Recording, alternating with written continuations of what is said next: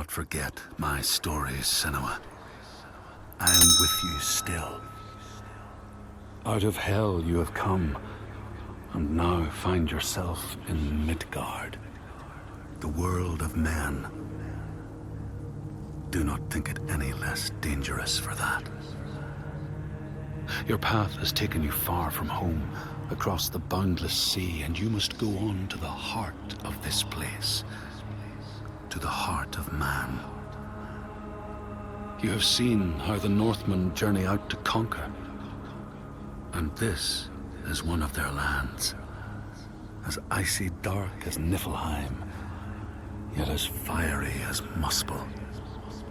It has not long been claimed, and they try still to tame it.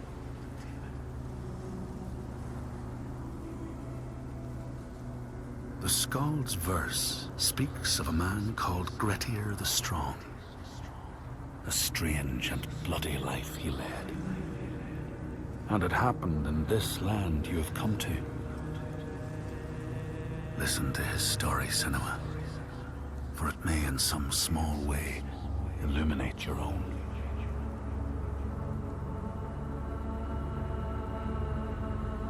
The Skalds say that in Grettir's time, a nearby farm was plagued by hauntings. A shepherd called Glamour was killed by some evil force, found dead in the snow, bloated and black. His body could not be taken to burial, because he was held fast to the ground. So it was left.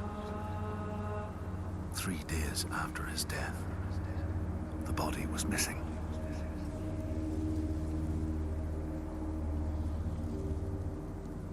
The Skalds tell how the revenant Glamour roamed the settlements, terrifying all those who lived there. Each one he killed, in turn, rose to walk beside him. Thus, evil begets evil. But the man Grettir was proud and overbearing, and thought the Droiger no match for his strength.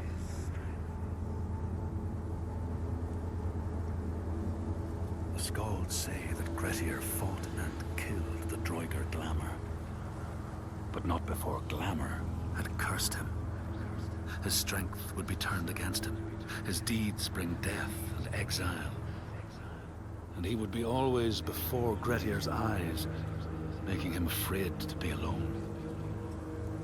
He saw all sorts of phantoms wherever he looked, and thus people who see things that aren't there are said to have Glamour's eyes.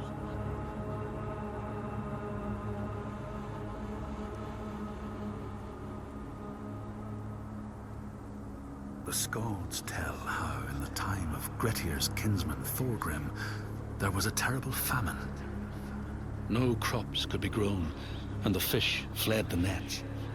It lasted years, and the people were desperate.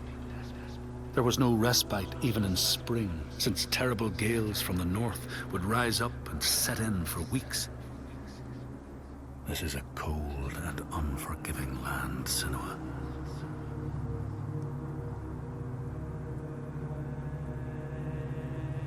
In the time of famine, at the place known as Rifskar, Thorgrim found a huge finback whale, beached and dead.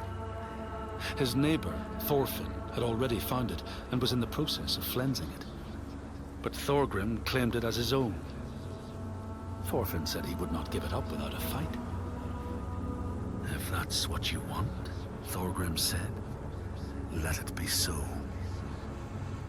And he launched a blow at Thorfinn, cutting off his head in one strike.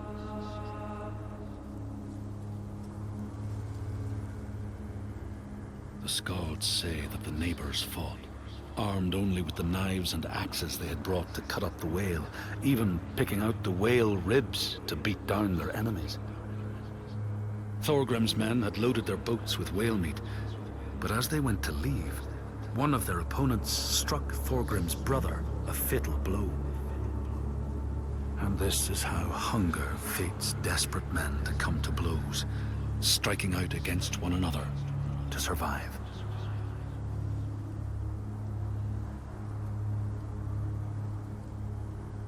Skalds speak of the time Grettir, traveling with some others, ran into rough weather and docked their boat on an island. They had not brought fire with them, and the merchants complained bitterly. Seeing a great fire blazing on the other side of the strait, Grettir said he would swim over to fetch it. He took off his clothes and struck out across the water, wearing nothing but a cloak.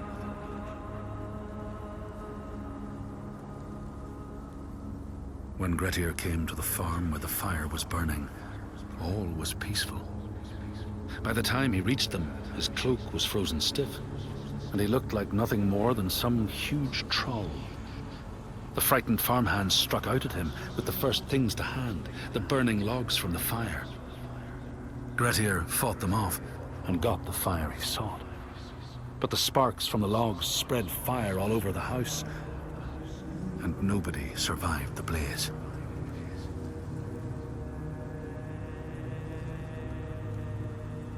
The Skalds say that Grettir swam back across the strait, keeping the fire safe from the water.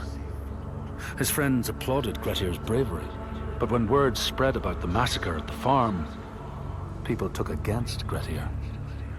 Nobody wanted anything to do with him, and when the news reached the Althing in the summer, Grettir was pronounced an outlaw. All doors would hence be shut to him.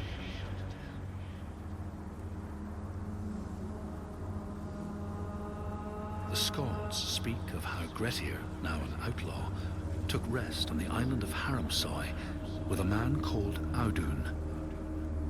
Grettir saw a great yellow glow like a fire rising from the ground. Audun told him it was coming from the burial mound of Kar the Old, who ever since he died had haunted the island, and warned him to stay away.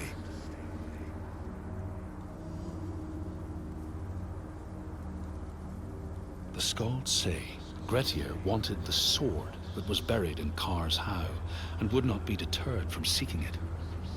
He broke the mound open and started digging until he reached the timber props.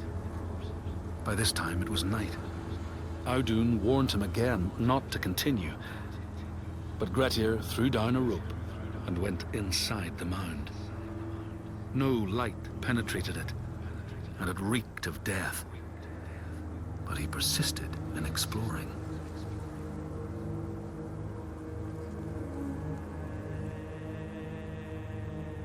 Grettir found the sword he was seeking, Kar's loom, buried in the grave mound. He went to leave, but before he could reach the rope, something grabbed him from behind, and Grettir realized the mound dweller would not let his treasure go. The two fought ferociously until Grettir got the advantage and chopped off the revenant's head. But Kar's loom would prove his undoing, fated to be the sword that killed him.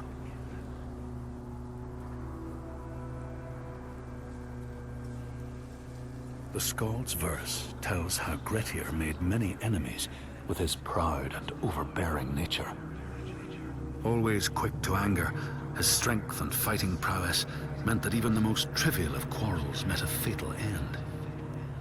The kinsmen of those he killed or maimed were angry, and because he was an outlaw, no one was allowed to help him.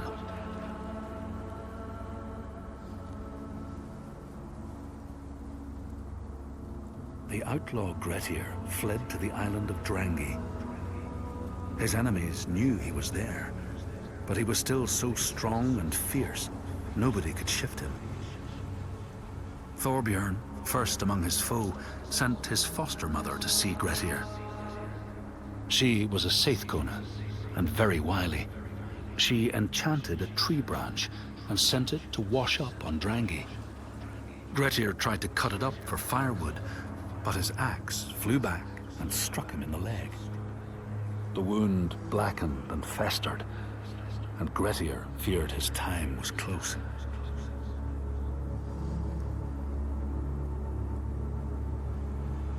The Skalds say Grettir, wounded by Seithr, was now so weak it was possible for his enemies to defeat him.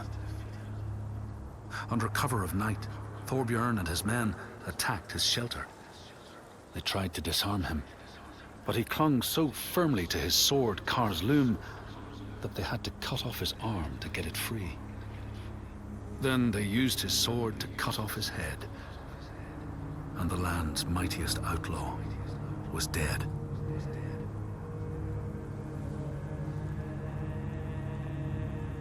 As the Droigar glamour had predicted, all Grettir's brave and fine deeds brought him misery.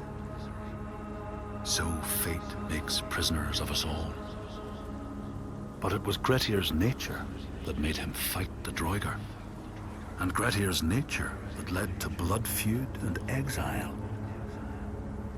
So what is truly our prison, Senua?